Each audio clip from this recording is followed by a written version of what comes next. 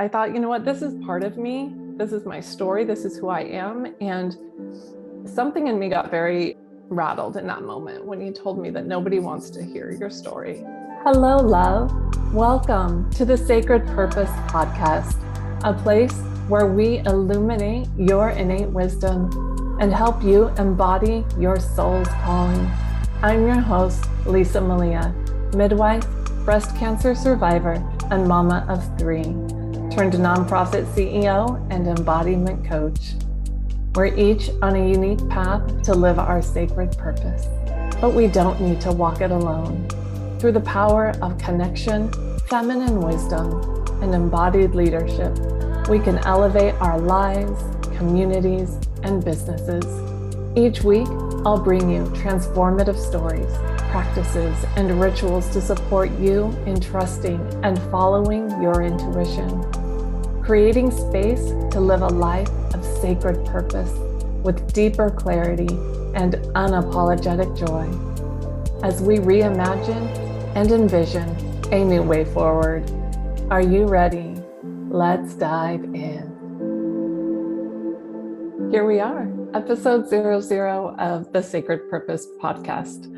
I thought we would start with my story so that you could get to know me a little bit better and learn more about what this journey has been like for me and why I became the host of the Sacred Purpose Podcast and how I connected to, discovered my purpose, and how I use it as a beacon to guide me in my life now and, finding clarity in uncertain situations or times where I really had to learn to trust myself, and share with you some of the times that I didn't and the lessons learned there, and really just invite you in to get to know me better. And, this is a good practice for me, learning to share my story, because I really, really do believe that we elevate our collective wisdom when we share our individual stories. And so this is not something that comes easily for me. This has been a practice, but I believe that so deeply that I push through the discomfort of doing this. In fact, anybody who knows me from my younger years knows that I have a deep-seated, rooted fear of public speaking. So this is absolutely a growth edge for me. And I also just love so deeply and crave so much hearing and learning from other women. And so I so appreciate when women are willing to share their stories, because we see each other in each other. And I'm always just so grateful to learn from other lived experiences. And one of my favorite topics, which we will discuss a lot on this show, is when you know and how you hear and trust and follow your intuition, just the wisdom that we carry, the innate knowing that it's within us, and the way we hear it and the way we act upon it, or we don't act upon it in some cases. Those stories have always fascinated me and always drew my attention in. It just feels like just one of the greatest things that I get to sit here and do this. I'm just so excited about this podcast and to be able to just interview all the fascinating women that I know, to get to share their stories. That's what's also so wonderful about this experience for me, is that it's not just me sharing my stories. I get to interview and talk to and chat with some of the women that I connect with, admire, have been mentored by, coached by, loved by, and witnessed each other through many transitional moments of life. And to get to share those stories with you is just, it feels like such a gift, such an honor, and such a blessing to be able to be here and to just dive into what I truly, truly love and to be able to share it. So I really hope that you enjoy this. I'm so grateful to have you here. And this is my first time doing a solo episode. This is the first time I've hosted a podcast, for that matter. So, sitting here talking to myself is a brand new experience, and telling my story in this way is certainly not something I've ever done before. So thank you for being here on this journey with me. We will see how this goes. It is unscripted, and I will share with you how I came to this work and how this journey has looked for me and felt for me along the way. I will get started now. taking a deep breath first. Maybe you can join me in that. I'm Lisa Malia. I was named Elizabeth Malia Bow at birth, and Lisa became my nickname as a child. My name now is Lisa Malia Norman, and I am the daughter of Amy Elizabeth Wilson and Arnold Norman Bow. I come from a long line of women who have known and birthed and naturally trust their bodies through the childbirth process. I would say I've been very blessed in that has been rooted and seeded and planted in me as an inner knowing. It's a truth that I've always felt very secure in. When almost nothing else in my world felt secure, for some reason, that was something that I always knew that I could land on. And I really embraced that even as a young child. I just remember either my mom or my sisters, my aunties, my grandmas, I don't know, always being fascinated by stories of childbirth and the power of women in those stories. And grew up always wanting to be a mom, couldn't wait till I could be a mother and have my own children. I also had visions of being, somebody that was very helpful in the world, and I didn't know exactly what that was, and maybe like an attorney or a doctor, the typical things that kids think of. But I really was very, very devoted and fascinated by and connected with, geez, I cannot wait to do that, to birth a child, to grow a baby. And as I, became that age where I could and got married and was able to start my family, that was the first time I really got to crack the door open to really knowing what embodiment was, the wisdom of my body. Like, my body knew how to grow a baby. My body knew how to birth a baby. And again, that was a deep-seated knowing that I knew from the time I was a child. And again, it's interesting for me. I'm sitting here thinking about that. And I was like, why did I always just, even as a kid, I was fascinated and fixated on that. But as I became an adult and, actually went through it, I thought, wow, if my body knows this, what else does it know? What else are we not even really tapping into? That's that intuition piece, that intuitive piece. And what else is possible if I was more willing to hear and listen to my body? And this is where, the embodiment piece started coming to me, but I didn't have any language around it. Nobody spoke like that in my realm at the time. In fact, I was raised in a very religious household, which had many, many benefits, but like many religions, there wasn't a whole lot of connection to body. In fact, there was a lot of disconnection in the way of your body's a temptation, it's sinful, you should control it, you should have control over it, and in many ways be detached and a little bit, or a lot actually, shameful of your body is the message that came through for me. And so the process of having my own child and connecting with my innate wisdom and actually owning that in that process was really a transformative moment for me. And so much so that I began to pursue a career as a midwife. And I went and I got my master's in midwifery, and I began apprenticing and I began practicing. And midwife actually means with women. It literally means with women. You are a witness, you are there, you are with the women through one of the most transitional moments of their life, also one of the most vulnerable. And what stood out to me again and again and again was how much power there is in that moment of vulnerability, because that is also when these women were their strongest, their most powerful. And that knowing and that power is something that they can tap into again and again and again, knowing that, wow, I was able to go through this process. And this is what I gained from that process, whether regardless of the outcome. It becomes a very transitional moment, right? Whether you had the birth of your dreams or whether there were turns of events that altered the course of the birth of your dreams, whether there was interventions, whether there was crisis, whatever happened, no matter what, this was a pivotal and transitional moment. And it caused you to go to, it will cause you to go to the depths of your soul to find your inner strength. You are fighting for yourself and for your baby, and you will tap into a source of wisdom and knowledge and power that you had not accessed before. And so being able to witness women in that, I knew that every woman has this ability in her, regardless of whether or not she's given birth. It's in there. And how can we access that? How can we find moments or ways to tap into that wisdom, to that knowing, to that strength, that power, that clarity, that confidence? If we haven't actually given birth, or even if we have, how do we remember that? How do we claim it? How do we use it as a navigation tool going forward?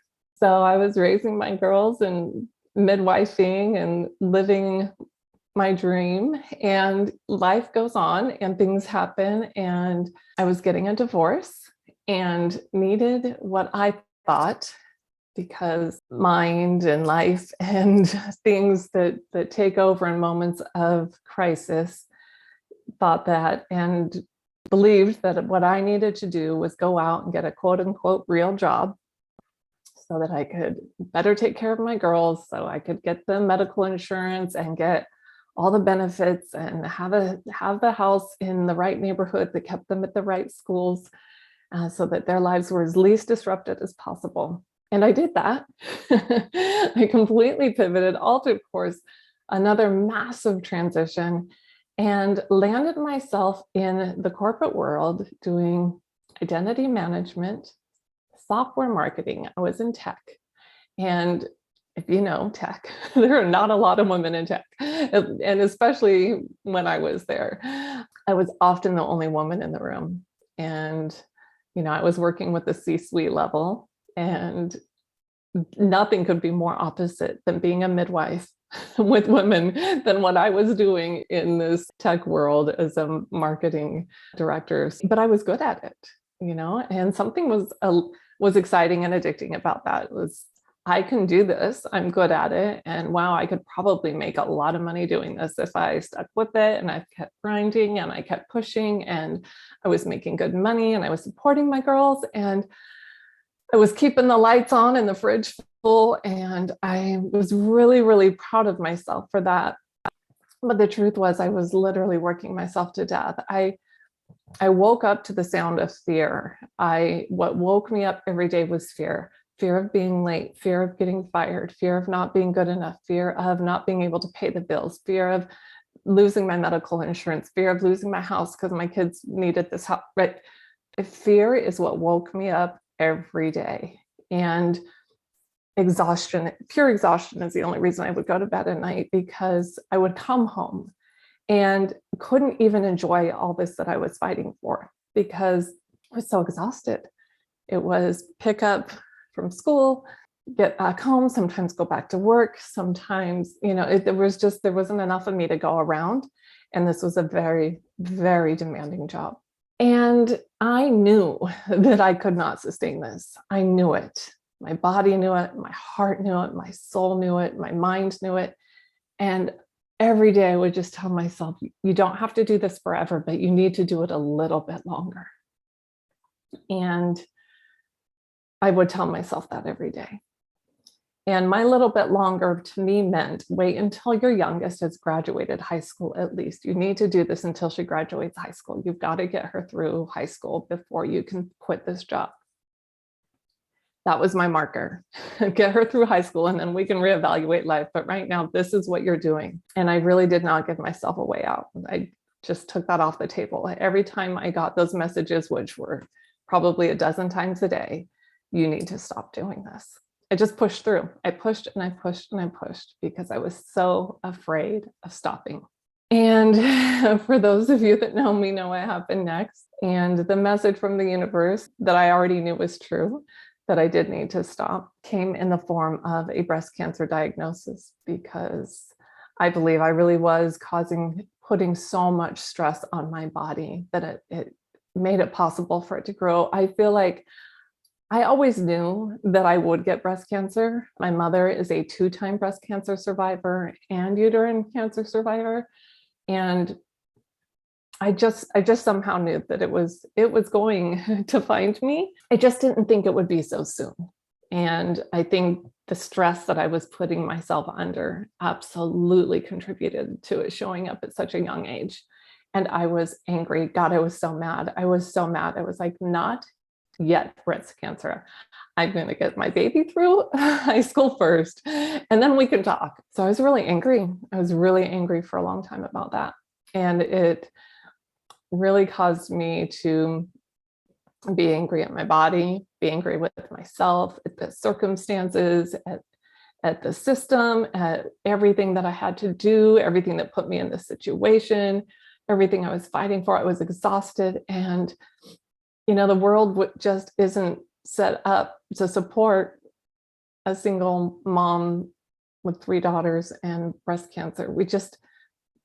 In the system, in the medical system, there was so many things exposed to me in that moment that just made me so frustrated. And I couldn't have put a name on it at the time, but now I call it my intuitive rage. I was mad and I didn't even really fully understand why. But, as we all do, we process and we reevaluate, and we understand that we've got to start making some big decisions. And so I started doing a bunch of research, and I considered myself to be really well informed, right? My mother is a 2-time survivor, and I was a midwife. So I had a background in women's health and a lived experience with my mother. And I thought I'm fairly well informed when it comes to breast cancer. And I also felt well supported, having a mother who'd been through it, and a large family and a good community of people. And yet with all that, I still felt scared and alone and misinformed and not getting the information that I needed to make the decisions that I wanted to make. And I wasn't being supported in them either by my doctors and by well-intentioned people that just want to question, partly out of fear, partly out of curiosity, partly because they love you and they want you to be well, but you're living kind of one of everybody's biggest fears. And so they also are curious and they have opinions and they do project them on you. So you're getting a lot of information, you're getting a lot of well-intentioned advice, and you're just getting a lot of curiosity. And it's a lot of noise to try to navigate when you're fresh in the beginning of a diagnosis, your world's been altered, and suddenly you feel like you need to very quickly come up in your medical knowledge, get a medical degree before you can start making any choices. And it took me a really long time to figure out what I wanted to do. And I did take time, even though the system would have you get in line, go get your biopsy, go get your radiation, go get your 10-year hormone therapy, go do all these things. Here's the system here, go jump into it. And I really wanted to pump the brakes on that because I really wanted to understand, but then what happens if that doesn't work? Or what happens if I need another lumpectomy? Or what happens, what's the screening method look like after after a lumpectomy and all these things? How do we monitor? How do we track?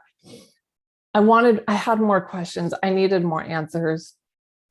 And going off of my mom's experience and what she learned in her journey and how valuable that was to me, because it is what gave me the wisdom I needed to make my choices. And I thank God every day. I mentioned this is raw and uncut and unedited, right? So there may be tears, but so grateful for her wisdom and for her willingness to share it and tell me her story. And that's where that is what I needed. I craved the stories of other women. And this is when I started to gather with other women going through breast cancer. I thought, I cannot be the only one that feels this way. There has to be a place where we can share our stories and our wisdom. I wanted to know what they asked their doctor. How did that go? What do you wish you had asked? What do you wish you had done?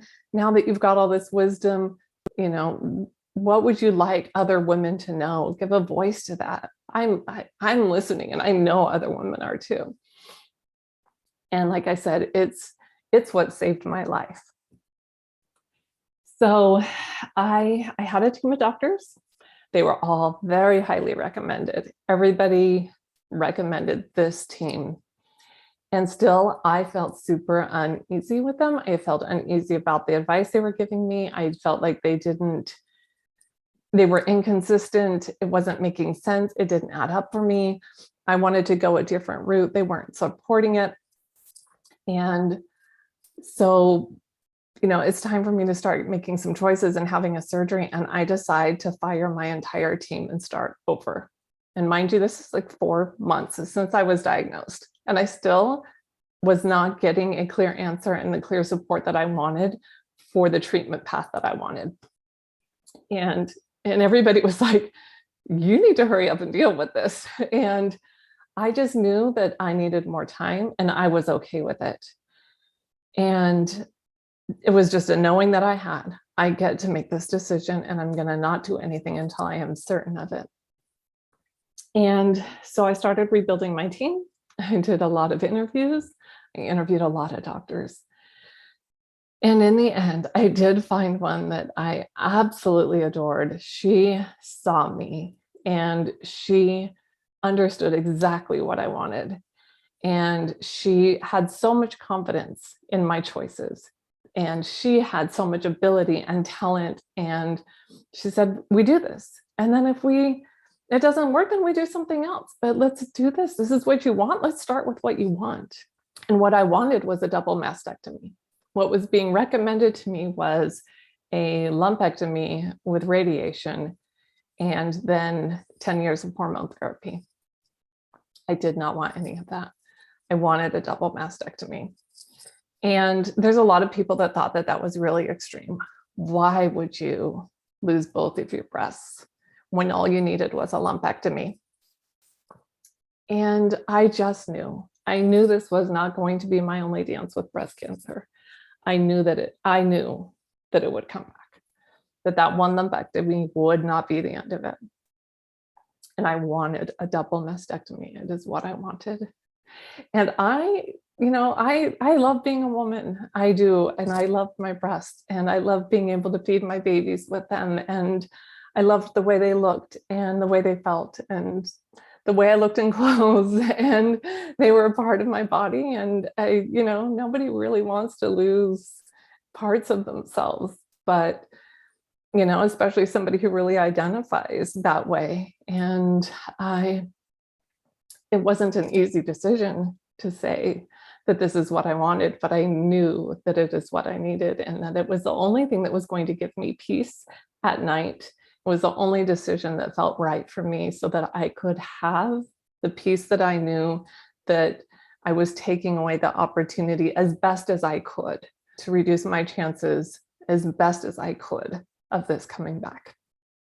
And, sometimes when we make these big decisions, and this one was very intuitive for me. Of course, I did a ton of research. I asked a lot of questions.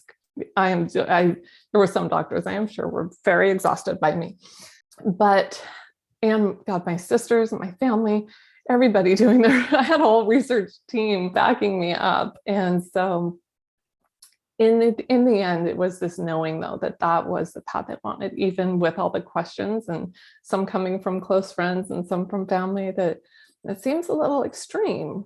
You don't really need to do that. But I knew that it was right for me. And what my point was, sometimes in these moments when you're taking a big leap of faith about what's right, what path, what's right or wrong, what decisions do I make, this or that. And sometimes we make these choices and we don't always know what the outcome would have been if we hadn't, right? We have to make this choice, and then we just have to trust that was it. right? And you may or may not always wonder, well, what if I had made this other choice? And sometimes you get clear, hard evidence that you made the right choice. And sometimes you get evidence that may feel contradictory to that, although you don't really know if that's true because you don't really know if it played out, but it might seem like you didn't make the right choice. And the truth is you may never really know, right? Because that's the way the mind works. I never expected to get the answers that I got, though. I never expected to get confirmation and evidence of just how clear my knowing was, of just how important that decision actually was. I got what I had was a very small, little tumor, almost, there wasn't much to it in my right breast. I also had very, very dense breast tissue. Makes it very, very difficult to screen for breast cancer. But I was scanned a lot in preparation for surgery. And that's, again, why people thought it was being so extreme going for the double mastectomy. And I got a phone call from my surgeon about 3 or 4 days after the surgery. And she said, "Lisa, are you sitting down?" I said, "No." But give me a minute and I will. But I was pacing. I actually didn't sit down. I was just like, I was very anxious. There was no way I was going to sit down. And she said, "You're not going to believe this." She goes, "I don't actually believe this." She goes, "Your left breast was loaded." Those were her words. She abandoned all medical terminology. And she goes, "Lisa, your left breast was loaded with breast cancer that we never detected." And then I sat down. That's when the wind left me. And I thought, wow, imagine if I didn't listen to that knowing. Imagine if my mother hadn't shared her story. And again, like I said, I never thought I would get that kind of clarity and that kind of evidence that I could absolutely trust myself. But there it was. And so it was a gift. I was blown away. And I also thought, what a gift. Then I thought, this is a story that also every woman needs to know. And that resulted in me owning a nonprofit later on to advocate for better screening methods. So I will absolutely be sharing more and more about that. That is a huge part of my journey. It is a lot of my work that I do. So many of the women that I love face breast cancer, and it is such a powerful, powerful, strong community. It's where I draw a lot of my strength and my source from. These women, again, like women in childbirth that I've witnessed, have their greatest power through this massive transition of a breast cancer diagnosis, being treated with and living with and trying to live with this. These are the most phenomenal women that I know, and I want their stories heard. And that's huge for me. It's a passion of mine. And so I weave that into my story and I weave it into my work, and I work directly with them. And it's just, like I said, these are stories that need to be heard. This is how we elevate our wisdom. So I thought I was going to take 4 days off work. I kid you not. I wasn't even going to take 4 days off work. I was going to take Thursday, Friday off. This was going to be a long weekend for me. I was going to have surgery and be back to work on Monday. That tells you how much fear I was living in with this job. I worked the entire 6 months from diagnosis until I made this decision. That's how long it took me to make that decision. And then again, I was still dead set on going to work on Monday. I was so detached from myself. I was so in survival mode, quite literally. I couldn't even see what I was doing to myself.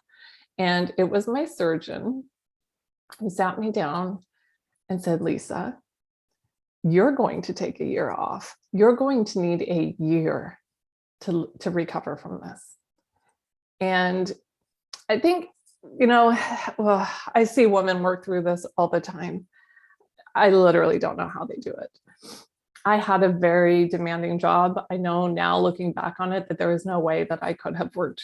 It was what was making me sick. So me working while I was trying to heal just would absolutely make no sense.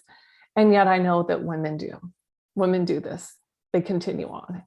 And I am blown away and just dumbfounded by the strength that they find every day to do this. And I also just think it's such a crime and a failure of our system and our communities and the support that we could give each other, that they're doing this while they're trying to heal. I was gifted the opportunity to stay home and heal, but at the time it didn't feel like that. Panic set in. I thought, there's no way. There's absolutely no way I can take any time off. I cannot be sick. I have children. I have a house. There's no way this would. Panic was in me every single day. I worried about everything. My health was the least of it. I couldn't figure out how I was going to pay the medical bills to keep the insurance so that I could get it was a snowball and I couldn't get out of my head about it. Eventually, I thought, okay, so I'm not going back to that job, but I will go back to another quote unquote real job. And so I started interviewing and looking at other jobs, because in the same industry though, because I thought, well, I have all this education and training now and I can make a lot of money doing it, and yada, yada, yada, yada, I can do all these things. So I thought, okay, I'll just go find someplace else that I can go and do work and make money. And I got rejected again and again and again. And I had a recruiter who had like my back. He wanted to get me the greatest job ever. He said, I can absolutely land your job. And I was speaking to him and I said, what do I tell these people that are interviewing me about this gap in my resume? I said, I have a really long gap. I was sick. I was out. He goes, yeah, nobody wants to see that on your resume. He goes, you're going to have to lie. And this wasn't that, like a year gap of race on your resume. And I said, how about if I just tell them what happened? And he said, absolutely not. But I did anyways. I thought, you know what, this is part of me. This is my story. This is who I am. And something in me got very rattled in that moment when he told me that nobody wants to hear your story. And you can't tell them what happened. And the way that I sounded to me was like, I was going to have to go in exactly how I was doing my last job. I had to just go in, be a robot, do the work, and perform. Don't be human. And I just knew that that's not how I wanted to show up anymore. And so in my interviews, when people would ask, so tell me about this gap on your resume, I would tell them, well, I got diagnosed with breast cancer, and it just pointed me in this direction. And I, shared very quickly my story, but I was ready to get back to work. I'm so happy and grateful that I'm healthy. It's made me a better human. It's made me a better employee. I have so much more wisdom and value to add because of this experience. And they would be very interested, very nice, right? As a human, on a human level, they cared. But their eyes also glazed over, and you could tell that the interview was definitely over.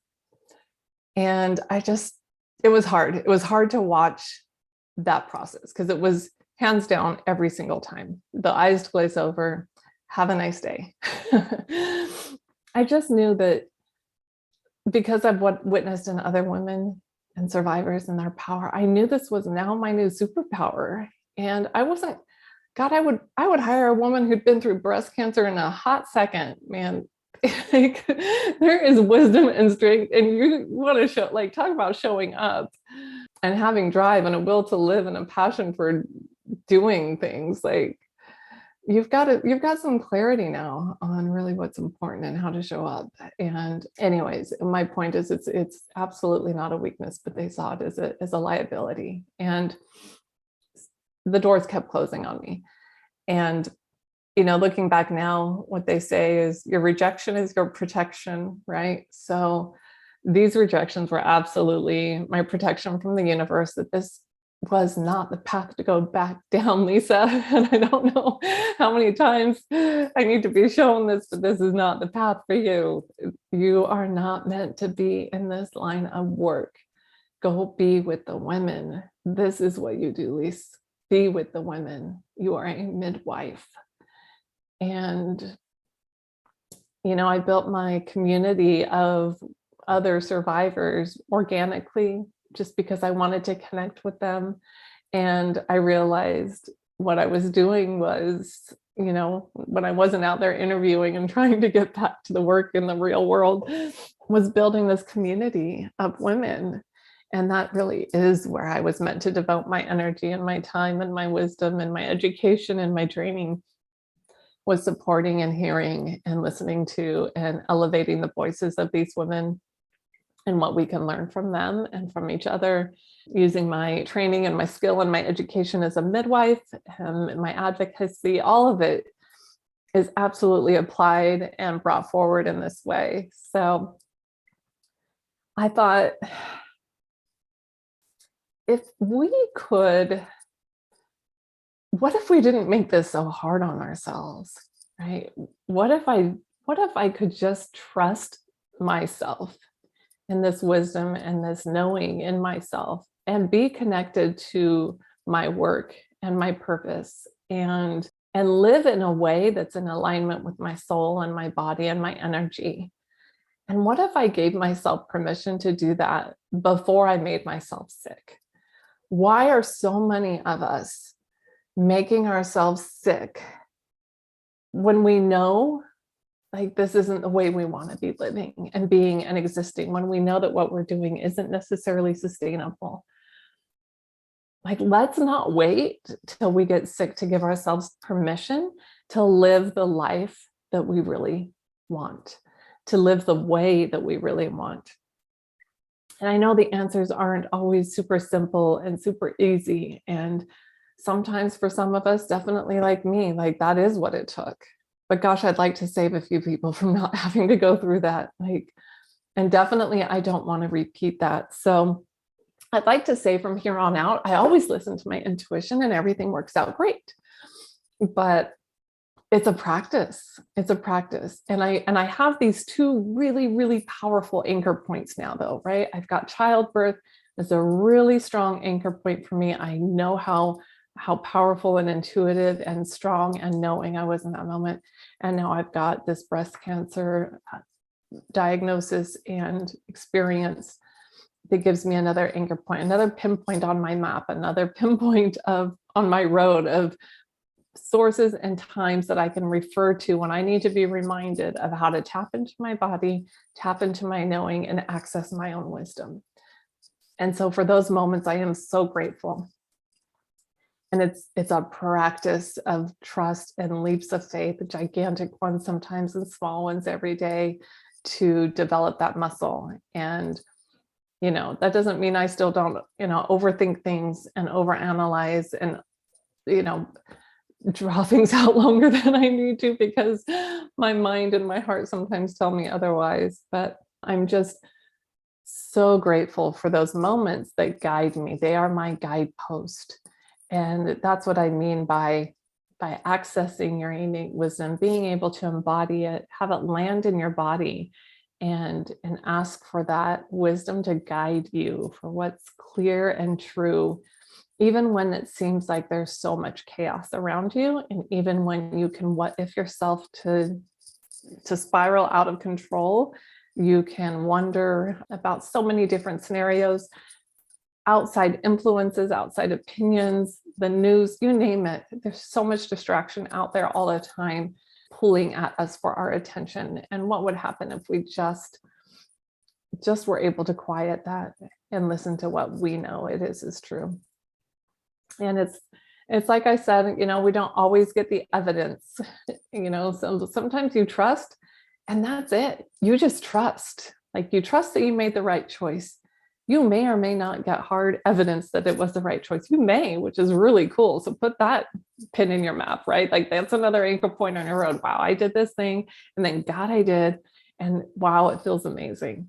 So that you can refer to that and you know what that feels like when you've made a solid choice, even when, like I said, you may or may not get that confirmation that you're looking for in every situation, but that knowing is what's going to give you peace in your soul and in your heart at the end of the day, that I made the best decision at the time. And that's really all we can do, is just make the best decision with the information that we have at the time and give ourselves grace, right?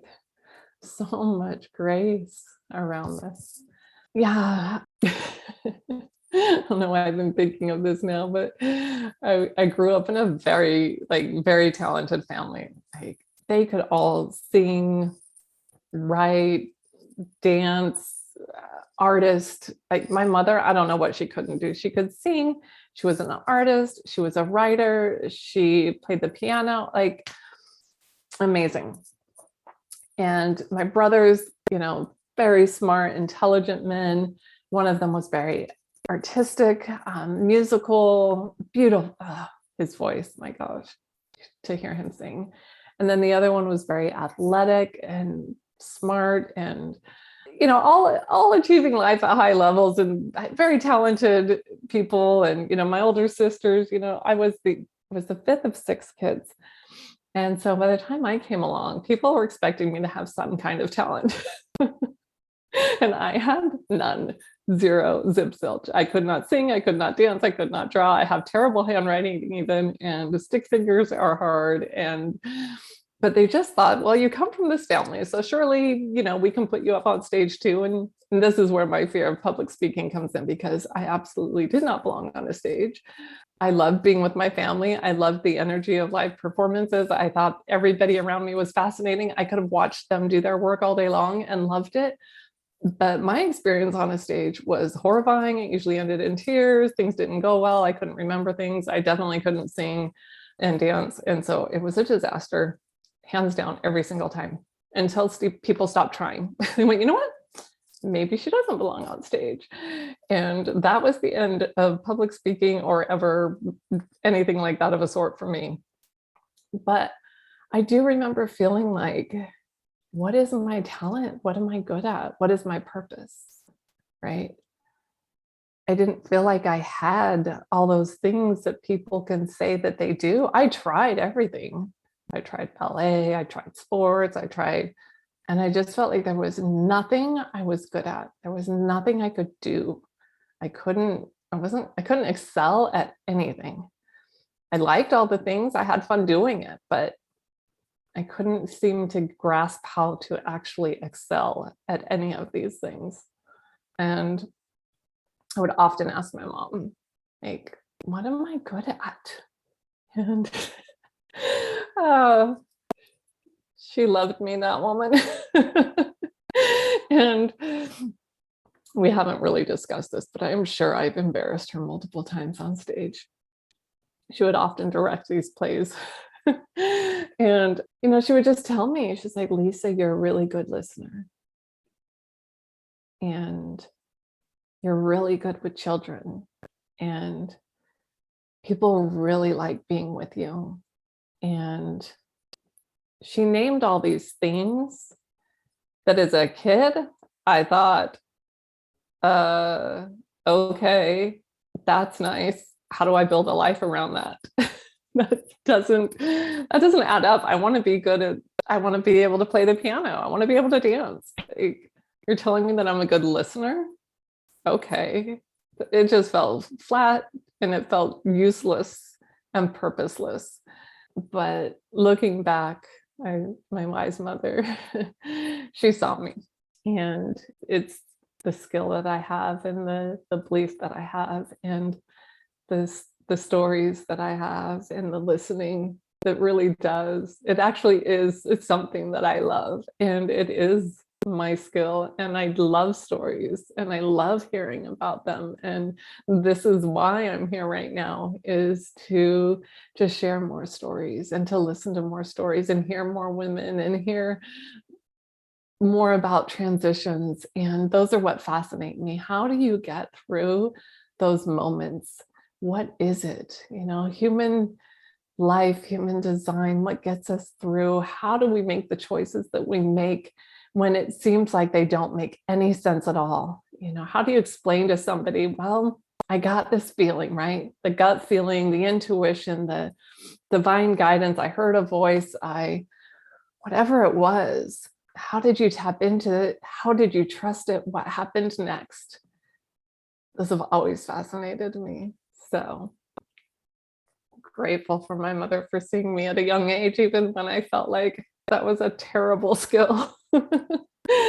But I've embraced it, and now I'm really actually having so much fun with it. I don't know how long I've been talking. This feels like a good place to end this episode. I'm so grateful you've been here with me. If you have anything to ask me about this episode, something you want to hear more about, please leave a message, send me a DM, whatever your form of communication is, I'm open to it. I would love to hear from you, see if anything connected with you, or you can commiserate with me on, or you want to know more about. Just absolutely feel free. I am here. I'm an open book, and I would love, love, love to connect with you. I'm so grateful to have you here.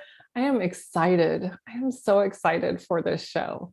I'm excited for the woman that I get to talk to. I'm excited to share it with you. I'm excited to hear from you. I started this podcast as a calling. It just kept kind of gnawing at my belly that this was something I needed to do, even though it just felt kind of like something that would be hard, definitely out of my wheelhouse of expertise.